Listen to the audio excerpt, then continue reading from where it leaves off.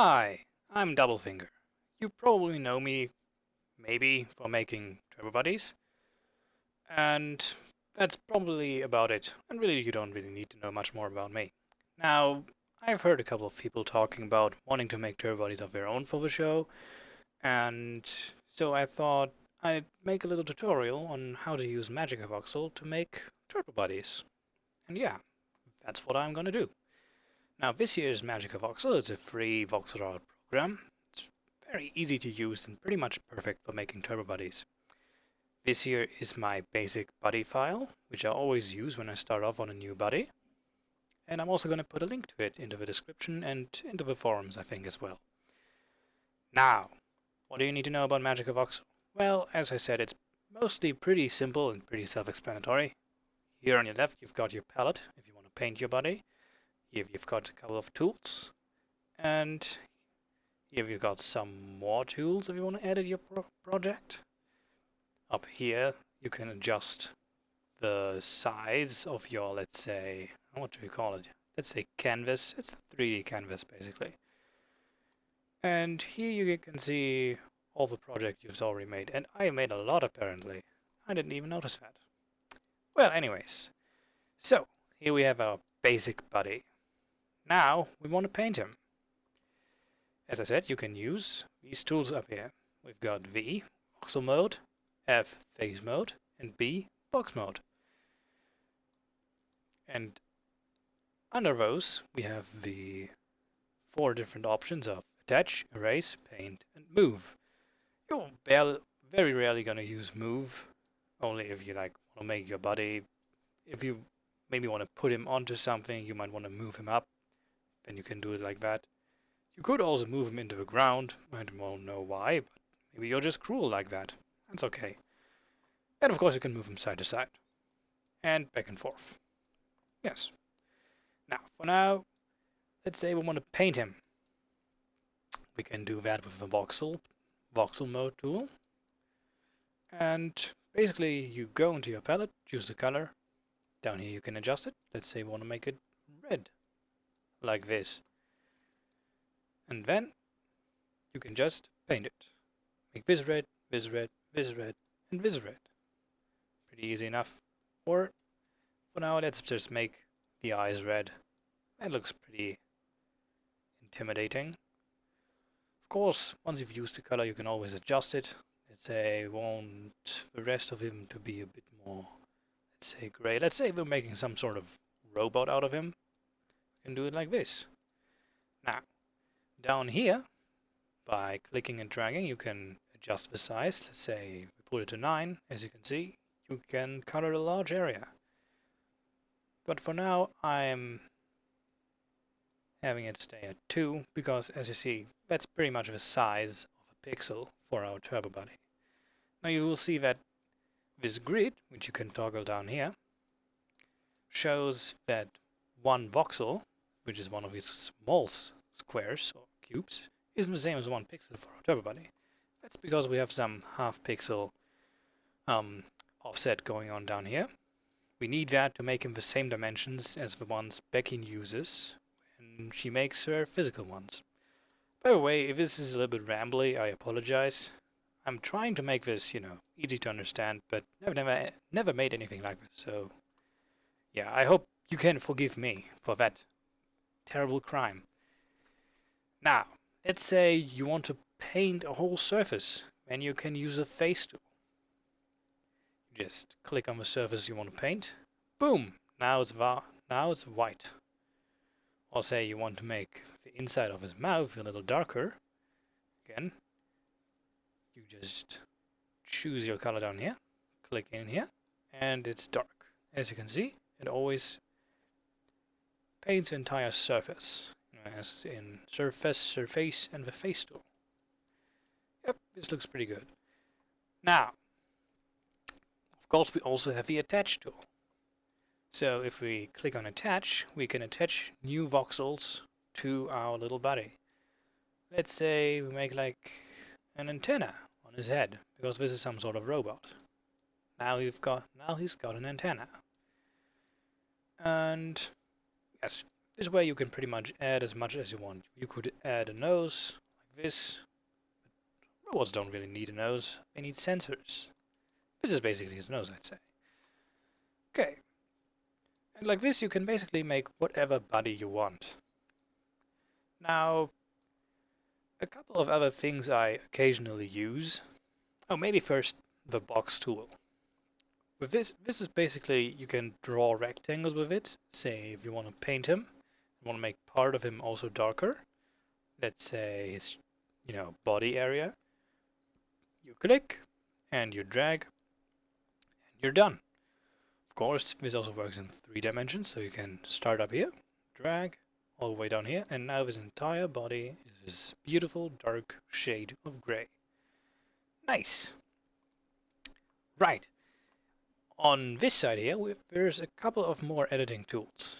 The most important one, to me at least, is the ×2 tool, which doubles the size. Because when I make these turbo bodies, as you can see, we've got half pixels to work with.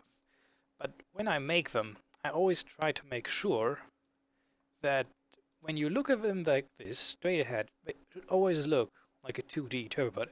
So this pixel grid shouldn't be, shouldn't be violated. Say, if we paint him, we wouldn't want to have something like this. You can see you've got half pixels here. We don't really want that. It doesn't look bad, but it doesn't necessarily look a whole lot like turbo body. Of course, whatever I'm saying here, I'm not making the rules as to how he has to look. It may change, but this is just the kind of thing I try to, adhere to, the guidelines I try to work by. Now, however, using a little bit of half pixel offset can be okay, particularly if you use it for elevation. Say you want to give him eyebrows. I think it's perfectly okay to do that. Wait, attach. To do that like this. You see there is some half pixel elevation here, but because if you look at him straight ahead, we're still adhering to the pixel grid that we've laid out before. So he still looks very turbo body-ish. So yes, elevation in this direction and this direction is perfectly fine, I'd say. But just, don't do something like this, generally speaking. It looks a little bit odd. But again, this may all be subject to change, so again, it's just something I try to do. Of course, if this is a little bit bulky for eyebrows, and you want, let's say you want some fourth pixel elevation, or even want to elevate it by 1/8 of a pixel, you're gonna have to enlarge our project. And for that, we use the ×2 tool. Just click on it, and now everything's twice the size it was before. And now, of course, with face tool and erase, we can make the eyebrows a little bit less obtrusive. And of course, we can do it again and make them even more subtle. And when you now, before I said, you don't want to have elevation on this side or down here. But it's only to say you don't want to have half pixel elevation. If you're at this size and you want to add something on the side, let's say like this. Whoops, that's erase. Ugh, I'm flustered. Let's say like this. I think that's pretty much fine. As you can see, there is a little bit of elevation here, but it's so minuscule that it doesn't really disturb the overall look of the body. Maybe move him a little to the side. There we go. There we go. Yeah. So these are just the basic rules I try to adhere to when I make them. And using all this, what I just showed, you can basically just start making your own bodies. Yep. Right. Where was I going to go with it? Okay, yes. As I said before, if you want to make sure that everything adheres to the pixel grid, you want to make sure that if you look at him straight on, he should look like a 2D turbo body. Now, how do you look now? Like this, it's a little bit hard to make that happen. But down here, you can toggle different camera modes. For example, right now we're in perspective camera, but say you want to have orthogonal camera, like this. So you can see, you don't have this depth effect that you usually have with perspective camera. And if you toggle this little camera ruler down here, you can now adjust the camera by degrees. And if you adjust both with right mouse to 0, you see you can look at him as though he was a 2D turbo body. And we see he looks good. Nice. Of course you can get rid of it again and go back to perspective if you don't need it anymore. So, we've made ourselves a buddy. What now? I mean, we also of course want to make a picture of him and send that to Fraser, so maybe he can use it on show. For that, we go into the render mode. Now, first of all, you want to get rid of a ground just by clicking down here, ground, and you've got your body in render mode. Now, you can't really edit anything here, but you can manipulate some effects and add some effects to your body. Let's say you want to make these red eyes glow. Now, how do you do that? First of all, here under matter, you click on select and material. Now you can select the different materials, which means colors of your voxels, and give them different properties, which you can see here. I don't really know what diffuse does actually, but there's metal, glass, and emission. Now, of course, if we want to make them glow, we either click on them here or choose them in our palette, and then go to emission and just adjust this little gauge here. As you can see, his eye glow a beautiful shade of red, and he's ready to kill off humanity. Wonderful. Right. What else do we have? Let's say this is a robot. We'd want a metal effect. Now, to be honest, the metal effect isn't really all that impressive. All it means basically is that you make your voxels reflective. So if you adjust the gauge here, as you can see, now everything has a little reflection to it. Even the light in here. It is a neat little effect and can add a little bit of pizzazz to a body, but it's not like, you don't get like a nice texture or anything. It's just a reflection effect, but that's good enough, I'd say. And of course, there's also glass. Let's say we get rid of a metal effect. Again, choose, let's say, the gray stuff. Well, in that case, we wouldn't have gotten rid of a metal effect. Okay, so we choose the darker gray, go to glass, and adjust this gauge. Now he has a glass body. I don't really know why he would have one, so I'm going to get rid of it really soon, but just to show you. And of course, you've got both under metal and under glass. You've got some more gauges which you can adjust, and I suggest just playing around with them. With this, you can adjust the roughness of the glass. With this here, how much light refracts within it, and you can also attenuate the glass, make it a bit more gray. Now it doesn't even really look like glass anymore. Interesting. Well, we don't really want to have it look like glass anyway, so that's fine. Instead, we're gonna make it look like metal. And you really only see it when you look down here and can see your reflections. So, but sometimes it can look really good, like if you're making a weapon or you want to have reflections on your body. That's pretty neat. Right. Now we've rendered our body and added our effects. Now we want to make a picture of him. Oh, of course, here you can adjust the shadow, which is, interestingly, if you move a gauge to the right, get more shadow. It basically means that the shadow gets a little bit more diffused. It's not as rigid as it was before. And of course, you can adjust the sun, your light source, from where you want to have it shine onto your body. Again, just click and drag. This here moves it left and right, I think. What was it again? Yeah, left and right. So 0 is dead center, and everything like this moves it to the right. And on the left, it moves the sun up and down, or the light source. So if it's something like this, as you can see, when I put shadow to 0, it's all very rigid. When I put it higher, it gets a little bit more diffused.